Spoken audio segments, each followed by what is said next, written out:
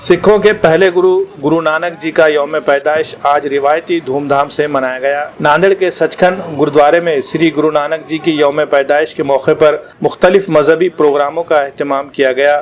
सालगिरह तकरीब के मौके पर बीदर में सचखंड गुरुद्वारे से चौकी रवाना की गई। सालगिरह की मरकजी तकरीब बीदर के गुरुद्वारे में मुनक्किद होगी। गुरु नानक जी के यौम पैदाइश के मौके पर सचखंड गुरुद्वारे में अकीदतमंदों का हुजूम देखने को मिला।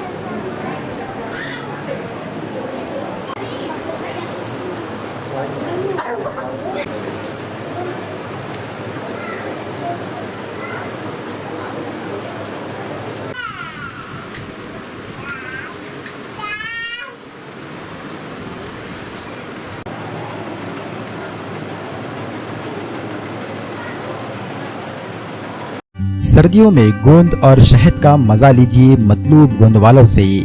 भोकर के मारूफ गोंद वाले उम्दा क्वालिटी का गोंद और शहद है इनकी पहचान।